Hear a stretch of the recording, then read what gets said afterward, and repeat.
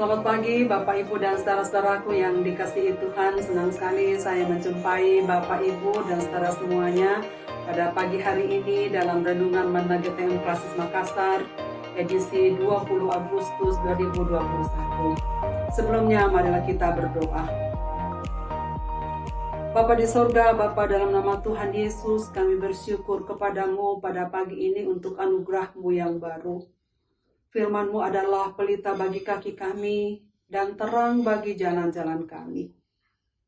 Tolonglah kami ya Tuhan untuk merenungkan firman-Mu pada pagi ini. Dalam Kristus Tuhan kami berdoa. Amin. Saudara sekalian, Galatia pasal 4 ayat 31 berbunyi, "Karena itu saudara-saudara, kita bukan lagi anak-anak hamba perempuan, melainkan anak-anak perempuan merdeka." Teks yang kita baca pada pagi ini, saudara sekalian, ada dalam kerangka ketika Rasul Paulus sedang menjelaskan keselamatan bagi orang-orang yang percaya kepada Yesus Kristus. Paulus menjelaskan bahwa kita yang sudah percaya kepada Kristus oleh iman telah dilepaskan dari kutuk perbudakan hukum Taurat.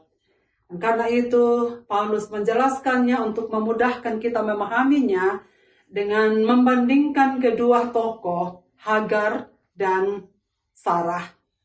Kedua tokoh ini menggambarkan hubungan antara keduanya sebagai budak dan sebagai orang merdeka. Karena itu di dalam penjelasannya di ayat yang ke-23, Paulus mengkontraskan bahwa keduanya dengan tegas memiliki status yang berbeda. Kalau status sosial, Paulus berkata Sarah adalah perempuan yang merdeka, dan Hagar adalah perempuan yang menjadi budak dan hamba pada waktu itu. Bukan hanya status sosial mereka berdua yang dikontraskan Paulus dalam bagian ini, tetapi juga cara kelahiran anak mereka pun turut dikontraskan. Anak Hagar dilahirkan seperti pada umumnya, ia lahir sebagai anak karena keinginan manusia.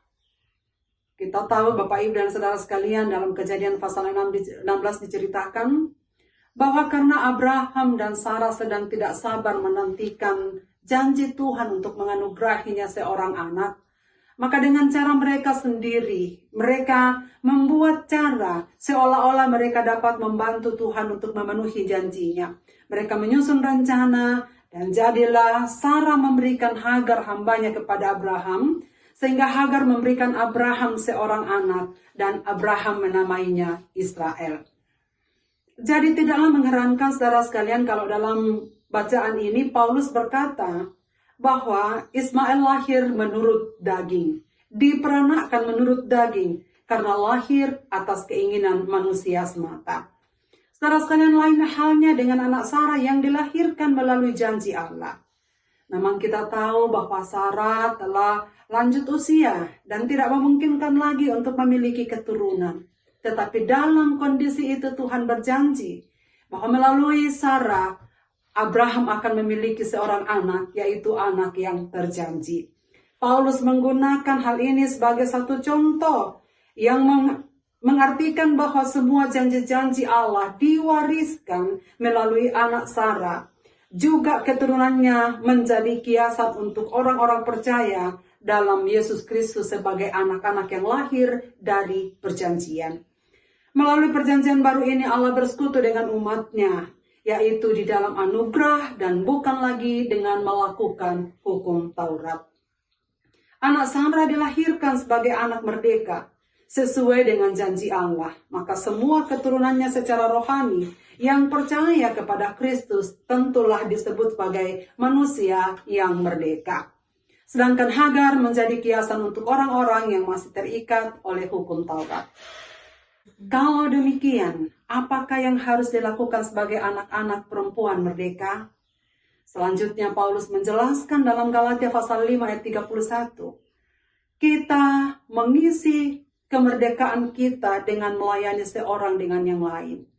Karena kasih adalah kesimpulan hukum Taurat. Mengisi kemerdekaan dengan mengingat perkataannya untuk saling mengasihi.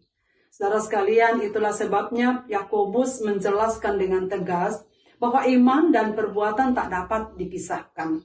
Bagi Yakobus, iman tanpa perbuatan adalah mati. Dalam Yakobus pasal 2 ayat 19, Yakobus menjelaskan bahwa orang yang beriman tetapi tidak memiliki perbuatan sama saja dengan iman yang dimiliki oleh setan-setan. Setan-setan juga tahu bahwa Allah yang Maha Kuasa.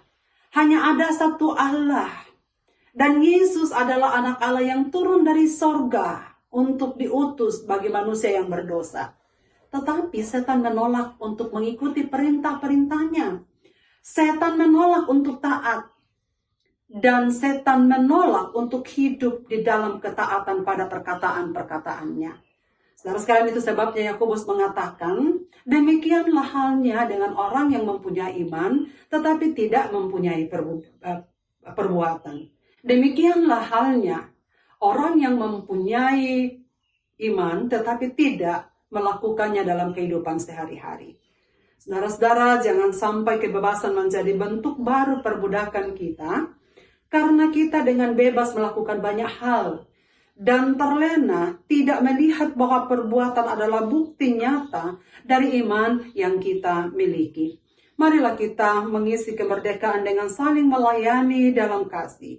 Kasih itu harus nyata di dalam konteks kehidupan terdekat kita, mulai dari keluarga, persekutuan, dan masyarakat di mana kita hidup. Mereka adalah pelayanan kita, tempat mewujudkan iman percaya kita kepada Tuhan. Tuhan Yesus memberkati kita dengan firman ini. Amin. Marilah kita berdoa.